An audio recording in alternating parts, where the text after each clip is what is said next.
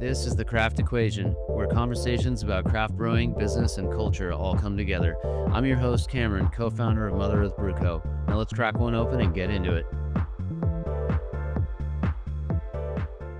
All right, everybody, welcome back to the Craft Equation. We've got a very exciting episode for you. We have Mr. Bart Watson here from the Brewers Association. Bart formerly was the chief economist of the Brewers Association and is now the president and CEO. Thank you, Bart, so much for taking the time to do this with us today. We are going to have a really enlightening conversation about the state of the craft beer industry. Anyone listening to this show who's been paying attention to the news for the last, well, really, I guess, kind of 2 years, 2 to 3 years, is aware of some of the struggles that, well, not just craft beer, but beer at large. But us being a craft beer podcast, we're going to kind of mainly focus on that. Bart, thanks so much for joining us. Yeah, thanks for having me on. Can't wait to jump into the conversation, and certainly feel like I'm doing something right if I'm following Charlie Bamforth. So thanks again. Um, so I want to kind of dive right into it. I wanted to spend a few minutes taking stock on the state of the industry, looking at where we're at right now. Craft beer, it seems like, has slowed in a lot of different markets. From your vantage point, how much of this is about demand versus a crowded marketplace? Because you've been hearing people talk about this for years, right? Oh, there's too many players in the game. And that's really what it is. But it seems like it's a little bit more complicated than that. Can you touch on that? Yeah, I think it's a little bit more complicated than that, but you're right that this has been something we've talked about for years. I mean, pretty much literally the first article I wrote when I started at the Brewers Association in 2013 was an article about how craft wasn't a bubble, and no, the 2,000 breweries we had in the country weren't too many, that we could probably take a few more breweries. And I think, as we can see, that's been borne out. And I bring up that history partly because I do think it is, when we think about how much of this is a changing industry, it's good to take some of that long-term view and that long-term perspective up.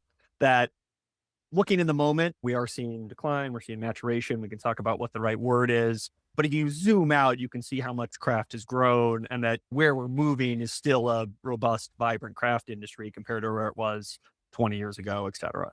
To your question about supply and demand, I think it's a little bit of both. We've seen from our consumer surveys that demand has slowed and maybe notched a bit in reverse. It's actually really interesting looking at the consumer. We're going to talk about the consumer more, but there are more craft drinkers than ever before, but they're drinking less craft. So we've got a broadening pie, but it's one where those occasions are getting split across beverage alcohol a little bit more. So I think there is weakening demand. That's part of it. I think part of it too is that demand's getting sliced up more than it ever has been. We're still at 9 to 10,000 breweries in the country. And so you got a case where craft got to a place, the consumer pulled back a little bit. We know, if you follow the three-tier system, how that reverberates, right? The distributors and retailers pull back. And so that means that the opportunities are less out there, and the supply stayed relatively fixed. So you have supply that was built for a certain level, maybe for growth. Demand pulls back a little bit, opportunities pull back a little bit, and then you get supply that's overshooting demand. So I think that's one of the things that's driving some of the narrative. It's one of the things that's driving a lot of the consolidation we're seeing right now, where companies are coming together often to reduce capacity. So I do think we're seeing supply and demand mismatch, but it's not this is horribly mismatched, there's no demand for craft beer. It's just, we have a little bit too much capacity. We have maybe slightly too many breweries, particularly in distribution, for the demand, and that needs to readjust. Okay, and you use the word maturation specifically. So would you characterize what's going on now as maturation more than like a decline per se? I mean, it is a decline I in mean, are terms we of talking demand. semantics at this point? We're seeing a slight decline. We're going to see craft production volumes decrease this year. But, I use the word maturation because relative to what we saw for a decade with explosive growth, this is a leveling of the S curve more than it is a peak and then a huge steep fall. We saw double digit growth for 8 out of 10 years. And, after that period of rapid adoption, introducing new people to craft, going to new geographies, it only made sense that at some point we were going to hit more of that leveling out. So we're seeing a slight decline in volume, but I think it's maturation. And is that decline structural for long term? I'm less convinced on that. Now, in terms of signaling, I guess we're talking about economic and really the craft beer scene. Are there some indicators or signals that tell you that we can expect another uptick at some point in the near or distant future?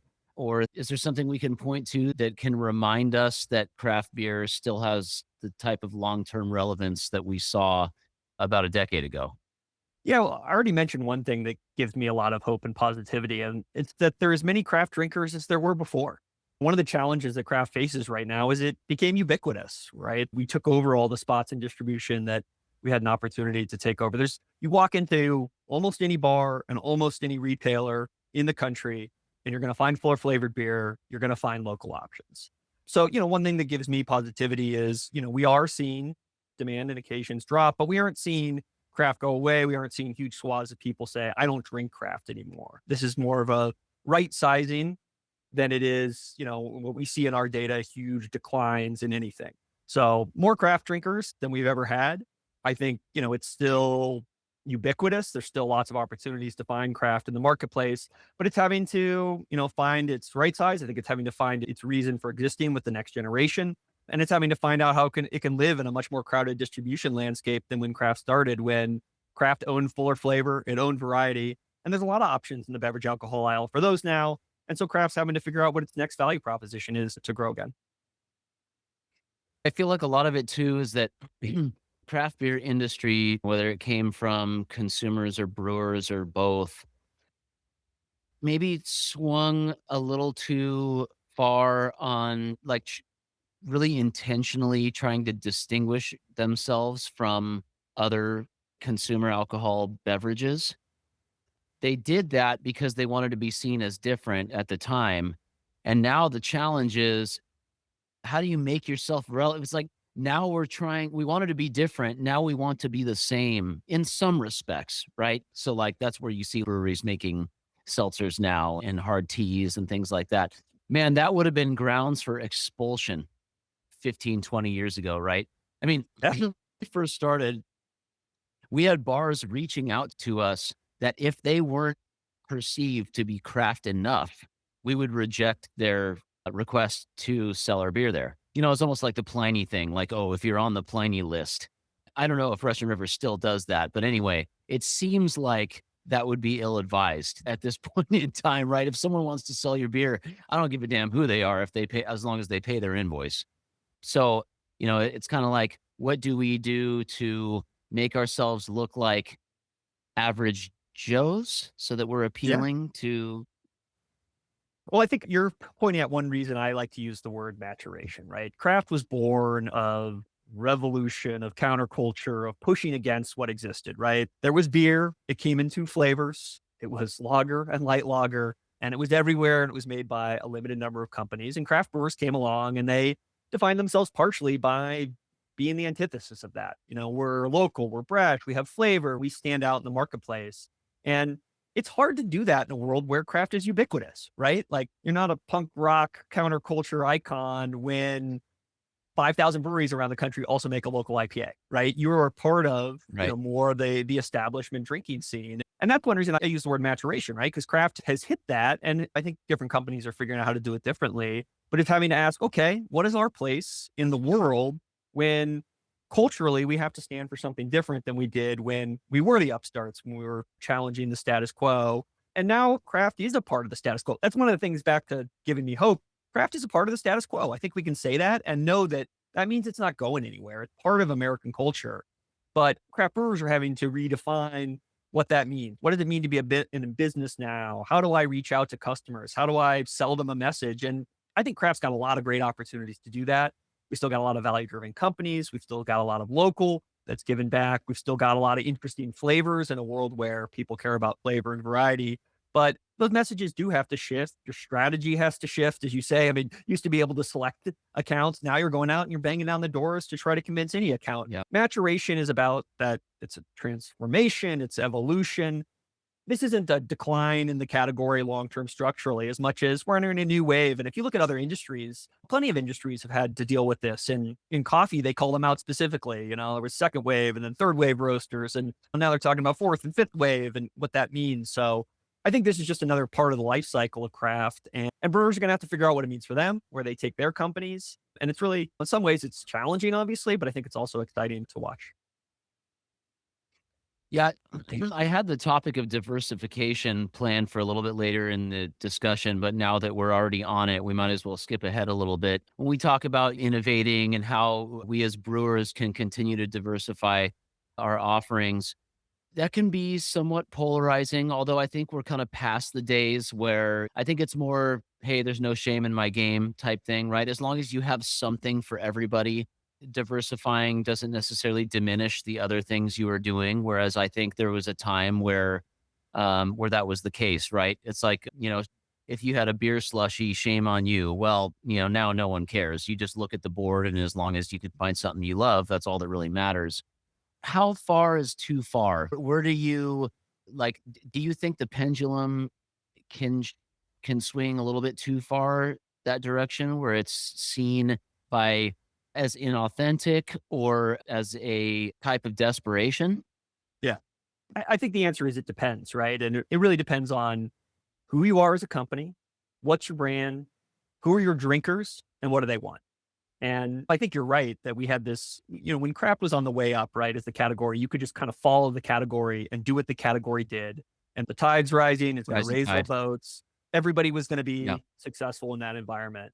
And, now the tide's coming back out, it's not going up. And I think companies are having to ask, what is it that we want to do to stand out from a crowded field? And the answer is not going to be the same for every company, right? If you built your company on, hey, we make traditional German lagers and we're stewards of thousands of years of tradition, coming out with some sort of, smoothie seltzer is probably going to look to your customers like crazy desperation, right? Because it's not the narrative, it's not the message you've been making.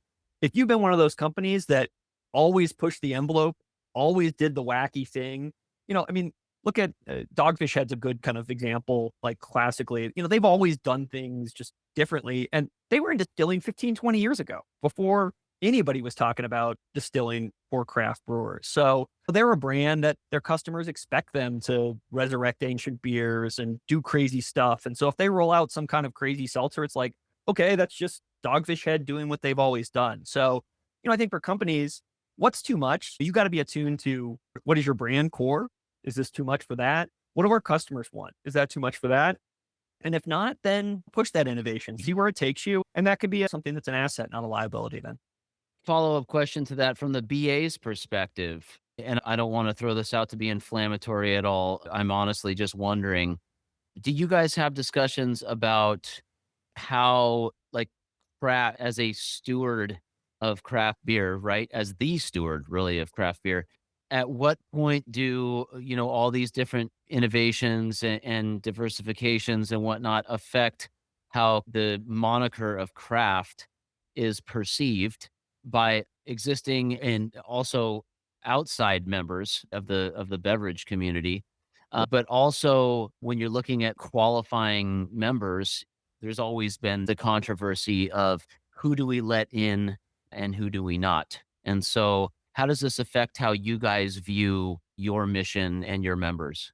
Yeah, I mean, it totally does. And it is a conversation we're having constantly. Who do we represent and how can we represent them the best that we can? So I'll start by saying one thing we've talked about a lot in the last few years is we're the Brewers Association, not the Beer Association. Brewers has always been the first word in our name. And so ways that we can holistically support the business, right? That there's no small brewer to make beer if there is no brewery in business. So what are ways that we can holistically support the business model through government affairs, through resources? Our Brewers publication arm has been publishing books outside of beer for years, doing seltzer book or brewery with cannabis book or distilling book. So that's something we've thought about a lot is how do we provide resources for the business. The core of that is beer, and that's what our brewers got into and passionate about. And that if you blur that line too much, you risk losing the message. So that's where things like our competitions have stayed rooted in beer and haven't expanded to some of these new categories. So we're always trying to find that line, and it's in conjunction with brewers, talking to them. What do they need? How can we best collectively promote them and tell their story? And that has to evolve as it has over the years. Our definition has broadened many times as brewers have thought up crazy new business models or products that nobody in, we were founded in 1978. In 1978, nobody would have thought of 95% of the products that are on the market today. So standing pat and holding on to a 1978 view of the world is going to lead to failure. And we need to constantly having that conversation around what does today's small brewer look like? what can we do to support them? And how can we tell their story and help them tell their story themselves with the customer in the marketplace and in Washington, D.C.? I've always kind of wondered, if you've got a brewery, let's say a small brewery, but like nano, right? And they're a member of the BA and they make, let's say, 25% of their products are non-malt based beverages. So we're talking seltzers, teas, etc. By that criteria, then does White Claw deserve to be a member of the PA? Right. So those are tough decisions. Yeah, I often say too, you can drive yourself mad trying to think about every iteration of this. When we talk about this with our board of directors, who are brewers, who are members of this community, one thing I always try to frame those debates with is we're not trying to worry about every shade of gray. We're trying to draw lines where we feel confident we've got white and black and that we know who our community is. And right at the edges, maybe there's going to be cases that people disagree with, but if our definition's getting 99.5% of the cases right, that's something then we can be proud about, we can talk about, and we have enough of a cohesive community to go out and talk about it. And honestly, I think the consumer is always going to define it differently than we are too. And ultimately, when you're talking about promote, you're talking about the consumer. So as long as we're keeping it somewhat aligned with how the consumer is thinking and helping our independent members differentiate themselves, then I'm not going to lose too much sleep over some of those weird edge cases that, can drive you crazy as you're like, well, is this or that? And in general, I'd say too, as one final thought, we generally have moved the benchmarks to be more inclusive over the years. This is an inclusive industry. It's one that wants to work together. And, we've looked at ways that we can continue, within the bounds of understanding we're trying to represent people who need that support of the small brewing community. But how can we be inclusive in that as we think about it? I wanted to talk a little bit about how the consumer has changed. We talked about our industry a little bit. Let's address the elephant in the room. Consumers are drinking less overall, at least that's the word on the street. Certainly, sales reflect that, right? What exactly, from your guys' perspective, I'm sure you've sliced and diced this to the nth. You've probably got people researching it, focus groups, stuff like that. How much of it is the purported sober curious generation? How much of it is folks looking for beer alternatives, whether it's other alcoholic beverages? In fact, I'd really kind of like to focus around that. I'm not trying to understand the next generation of drinkers as much as I'm trying to understand what's changed with the current generation of drinkers, because I feel like that's easier to address.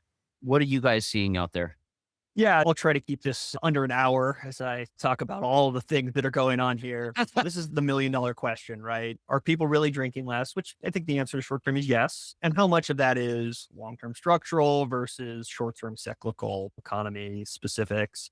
And I do think the next generation is a part of this, right? Because we do see them having different patterns. And part of beverage alcohol is every year we get some people who come in as 21-year-old drinkers and have different preferences and patterns of behavior. And we have some people exit, and the kind of slow shifts over time can really add up to something. I'll start by saying too, we opened talking a little bit about how much of this is just kind of a narrative and hyperbole. There's something real there. We are seeing declines in beverage alcohol consumption, which generally have been really stable over the last 20 years. In the last year or two, I think it's pretty clear we've seen declining consumption.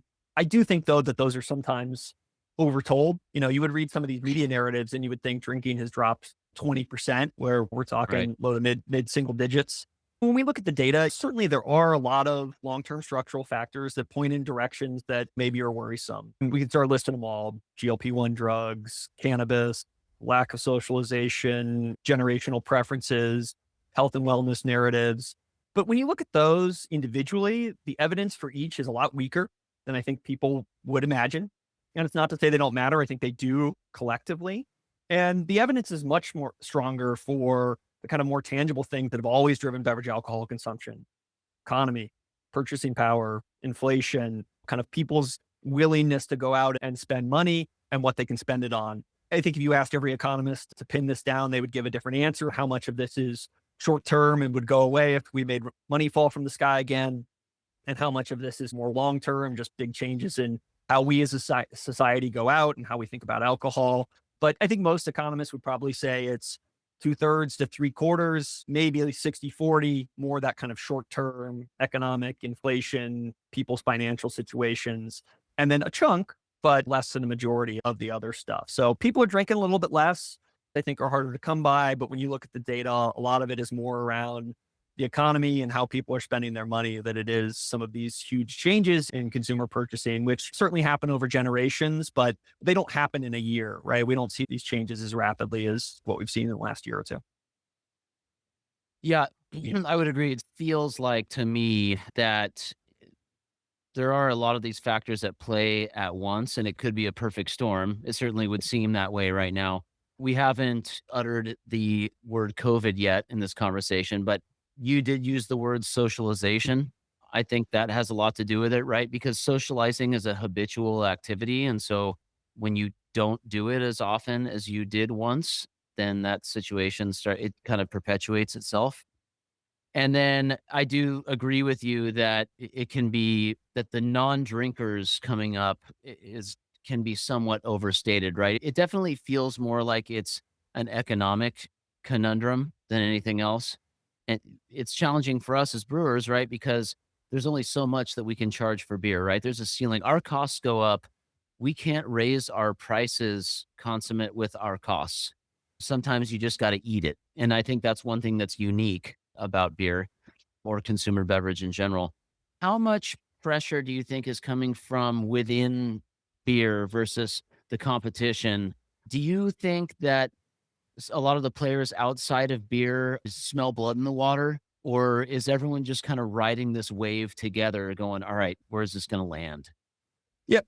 I think it's both. I think it's, competition within craft, right? You talked about supply and demand. And when you've got more supply than demand is exactly when you would expect economics. It's hard to bring that price up, right? And that's a within industry thing. I think there's also a lot of competition, across beverage alcohol and across consumer products in general right now. And, craft was amazingly successful for a decade or two and really built a playbook that I think you're seeing a lot of other parts of beverage alcohol follow, right? Tell a Hmm. more authentic story, speak to these niches, right? We had much bigger categories in beverage alcohol 20, 30 years ago. And today we've seen people across, no matter what the beverage is, whether it's distilled or fermented, that people are telling the story that craft did. They're telling local stories. They're telling ones about flavor and variety. They're telling ones about specific occasion. And so there's a lot of competition there. One stat that I think illustrates this very well is when we do consumer survey work, we've tracked weekly craft drinkers over the years, and weekly craft drinkers have increased their weekly consumption of every beverage alcohol category except for craft beer in recent years. So they're drinking more of everything else except craft. I think they're turning away from craft as much as there's just so many more alternatives out there, right? Hard with whatever beverage you want to put out there. We've seen a craft distilling movement as well that, really has taken shape in the last decade. So I think some of it is within the industry that when you've got a lot of brewers and you've got a lot of alternatives and brewers haven't always done enough to differentiate one of those local IPA brands from another, then you can't take price up because somebody else isn't going to take price up because they've got too much capacity. And some consumer is going to switch from you to them if you get a dollar gap more. So I think those are kind of the two challenges that brewers face: competition from within and competition externally right now. Yeah, it's interesting you brought that up because I've been thinking lately that, the narrative in the media is really that the pie is shrinking. And so there's this like desperate grab for craft brewers to go, well, I want to maintain my share of the pie. What you just described is really a situation, at least it would seem to me, where the pie is staying the same size or potentially even growing if there are more eligible drinkers or, active drinkers. It's just that there are so many more players in the game that everyone's market share is being reduced by virtue of there just being so many more choices now. And so that's a very different problem to attack than, oh my God, no one's drinking anymore. That's not necessarily the case. Yeah, I mean, go to a Um, grocery store in California and go down the aisle and look at how many products wouldn't have been there 10 years ago. There wouldn't have been 3 hard kombuchas. There wouldn't have been any hard teas. I mean, we can just say beverage. You can pick almost any beverage elsewhere in the store and put hard in front of it, and it's probably in that shelf set now. And those are places where craft was probably winning that occasion beforehand, and now has a competitor in some. The coffee stout that gave you a little bit of caffeine when you were, drinking is now the hard iced tea seltzer. I think there's a lot of places we can see that this is just competition from externally. as well as just there's a lot of players in craft. And so there's a lot of alternatives. Hard V8. Hard V8. So, I mean, that's what Michelada, That's the right? next. Like, I mean, Yeah, there true, are hard true. potato based drinks. Like, there's for everything. So, just to sort of put a cap on this consumer segment here, is there something that you guys think that consumers want out of the craft beer industry that maybe we're unable to, or maybe even you guys are unable to deliver, that's sort of front of mind that we need to be trying to address that we're not? Yeah, I think there's a couple things I would say. The first is I think a lot of consumers think they know what craft means, but in their heads, what it means is IPA, and I don't like that. And that brewers, collectively could do a better job of reminding, particularly new drinkers as they get into the category, how much variety there is in craft beer, right? You like fruity, you like tart. I mean, there's such a variety of flavors that you can make with the main ingredients in beer plus adjuncts that I think there's a lot of flavors out there that the consumer would like if they picked up a can or a bottle or had a pint and tried it, but they don't even try it because they just kind of have blinders on what the category is. So I think that's one is we need to get back to, telling a story of craft I mean, when I came up, it was very much, hey, let's educate people on this wide range of styles. And for better or worse, IPA was really a hit with a lot of consumers. And so grew and really dominated, but I think it's kind of dominated the consumer consciousness as well and turned some people off because that's not a style. So that's one. And then I think the second is outside of the beer and the product itself is getting brewers to get back to why they exist, telling their story and connecting with people on a community level. That's still a place where I think craft wins, where craft brewers can say, hey, we're not just another factory churning out hoppy beers. We are an employer, a community participant, somebody who supports X, Y, or Z causes. And this is why our company exists. And it's not just to make beer, but it's to do all these other things. And I think we're seeing, particularly with the next generation, they're very much a show me generation. They're not just going to support local because it's local. They're going to support local because it stands for something that they believe in. And I think that's the place where brewers need to continue to push on how do we, in all of our brand choices, reinforce that story and tell one that's different than some of these kind of flavor variety products that are dominating out there that are often just pure flavor plays by larger companies is getting back to telling that small local company story. Totally agree. That can be challenging, right? Because Yeah. the foremost place to do that is social media, and that's also a very competitive space. So, Yeah. And um, it used to be the place you told that brand story, and it's also more yeah, competitive. It's hard to tell it on a six pack in a grocery store, but it's one of those things the category did well on the way up and needs to, I think, get back to. yeah. Let's transition to sort of some more of the business and economics, if we could. From your conversations with some of your members, what are the biggest challenges breweries are facing right now? Are you hearing more about the off-prem, about the on-prem? What's going on out there on the streets? Yeah. I mean, I would probably, point to two or three that I hear, in kind of recurring fashion. The first is demand. I wouldn't say it's on prem or off prem. It's just, how do I how do I drive demand? How do I get customers to pay more attention? How do I get distributors to care? If you're a tap room or a brew pub, how do I get people to walk through the doors? That's just I've been using two baseball movies as metaphors when I talk about this, that, 10, 15 years ago, we were Field of Dreams, build it and they will come. You didn't have to do anything. People just showed up. And today we're Moneyball, where we're all, the scrappy upstarts who don't have enough money and have to figure out some special angle to scratch and claw and do well. So I think that's number one. Number two is writing costs. Everything has gotten more expensive and you can't pass those on. This was true before tariffs, and tariffs have put additional pressure on things like aluminum.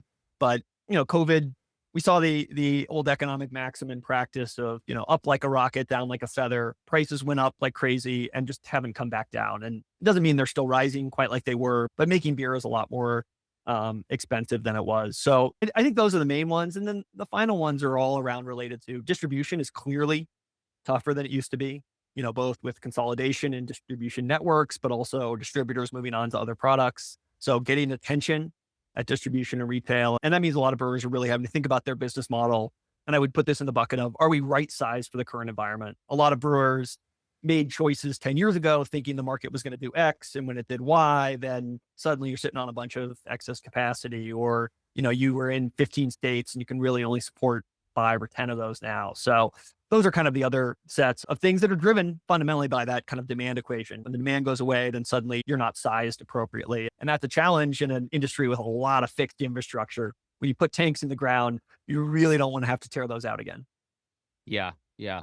It reminded me when you brought up the rocket analogy, rocket and the feather, which is great, by the way.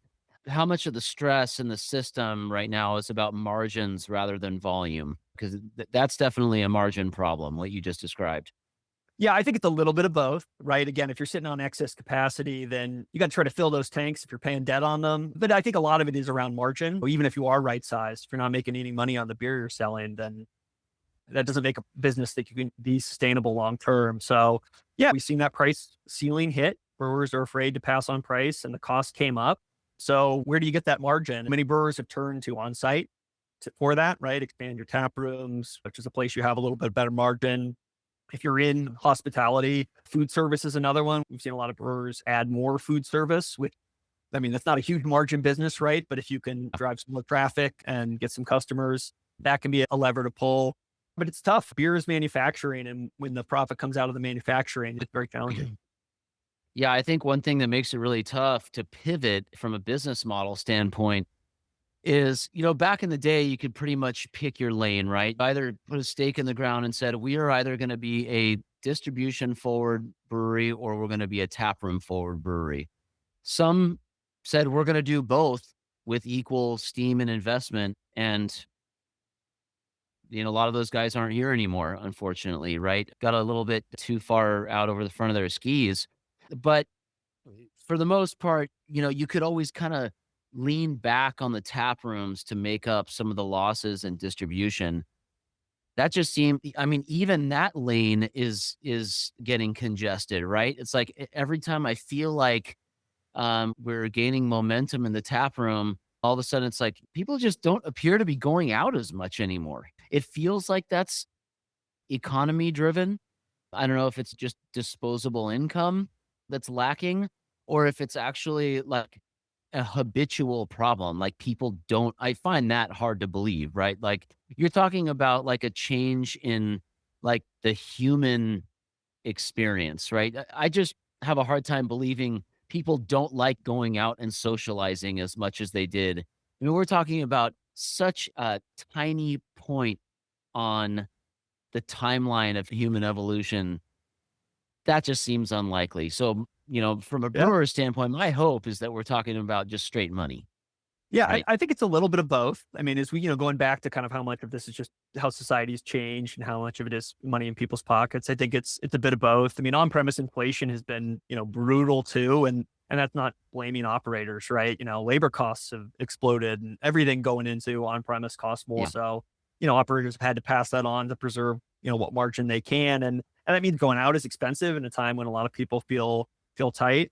I do think that the staying in has also become a greater competitor for a lot of brewers. Yeah. People's couches and their smartphones are competitors to that, right? Why do I need to go out to the bar to watch the game when I've got a cheap 60-inch TV from China and my smartphone can have me deliver food and everything can show up on your couch in an hour now. So Yeah. I think it's a new competitive landscape. And I think this is one of those things again, right? People are going to evolve. They're going to think about, okay, what is the experience that gets people off the couch and what can we do in person that they can't do at home? And how do we create that experience to get them into the brewery on a night when maybe otherwise they're just going to sit there and order their DoorDash and watch their Netflix and do the things that we can do at home now that we couldn't 20 years ago. But it takes time. I think it's a mix of both that we have the economic challenges and we just have consumers who think differently. Delivering to go, ghost kitchens would not have been a thing 20 years ago. And now I know breweries who have a ghost kitchen. They're making food for companies that don't exist and selling chicken wings to people on their couches. Looking forward at some structural and policy headwinds. You mentioned the three-tier system. From a regulatory standpoint, are there things that you guys are working on in the background that might help craft brewers navigate some of these challenges? Are policymakers aware to the degree that you guys are about how some of these changes could positively impact the industry? Yeah, I mean, we're always working on stuff, and this is in beverage alcohol. For anyone who's not in the industry, right, this is always very much both state and federal. We have a lot of rules that are determined at the state level, thanks to the 21st Amendment. So beverage alcohol isn't something where you can just go to DC and say, hey, we want to do this now. You got to go to 50 state capitals around the country to get things changed as well. But market access is always kind of top of our bucket for things we're working on. Can brewers have more opportunities for self distribution? They have it in 39 states now, but we'd love that to be 50. Do we see smart opportunities for direct to consumer shipping, which isn't going to be the way that most beer is sold in this country, but for specialty products or for those local clubs it can be an option for brewers and just a way for new brewers to test the marketplace before they go into wider distribution. So we're always working on that. We're always working at the federal level on trying just to simplify the maze of complex regulations and make sure that those regulations stay up to the times. Right now, one of our big government affairs focus is trying to put more money in brewers' pockets, right? When those margins get eroded, is there anything we can do on a tax side to help them do that? We have an initiative I'm really excited about this year that we're going to do at federal and state called Brews to Barns, trying to give brewers a tax credit for their spent grains. Will look different probably in different states because tax codes are different in different states. But just directly, how can we help brewers who have seen those margins get quashed, have them come back up a little bit in a way that's more supportable and sustainable? And we have seen policymakers respond to that. I think we see policymakers understand the challenges of being a small manufacturer, let alone a small brewer today. And they want ways to help because they understand what great community supporters these companies are, what great job creators they are. Now, and then when you look, let's say 5 years out, okay, to you, what does a healthy craft beer industry look like? Yeah, I mean, when we think about kind of what we do, right, it is how can we improve the odds of any company surviving long term? So, how can we make it so our members, there is a greater likelihood that they are still in business because we exist than they would without us existing? And, so when I look out 5 years, right, it's companies that, you know, it's never guaranteed that you're going to be a success. Running a small business is hard. That's just, running a manufacturing company is hard. We're never going to be able to erase that completely. But I think a healthy environment, a healthy category is one where not every company feels like they're up against it, right? That we have, more companies growing than shrinking. Right now, we have 45% of companies in our survey are growing. So there's growth out there, but it's still more shrinking than growing. And so how can we move that needle back to a category that's fully in growth and one where individual companies are more likely to be growing than they are likely to be shrinking? You're never going to guarantee everybody's successful, but if more people are being successful than aren't, that's a sign of a healthy market and one where you're seeing growth in the category. I want to close out with this for those on the industry side that are listeners or trying to break into the craft beer industry. This is probably the biggest question they have.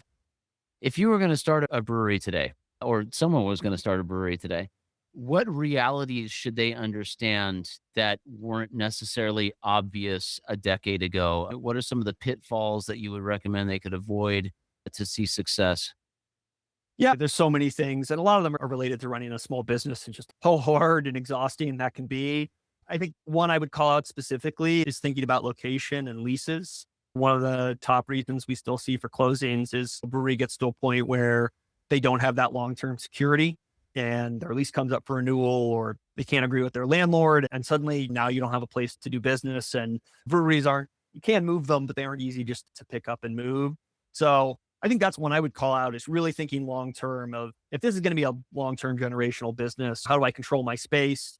We had a recent tragic story of Rogue closing. And one of the things that really caught my ears in listening to that story was that they owed hundreds of thousands of dollars in back rent. How is a company like Rogue that's been around for decades not invested in their own place and had more security in controlling what's always going to be one of your costs? So that's one I would call out is just understanding your space and getting that long-term security so that you're wildly successful in 10 years. How do we make sure that a lease renewal doesn't derail what is otherwise a great success? Yeah, it reminds me of our story a little bit. You would think we're are in our 16th year now, having just celebrated our 15th anniversary.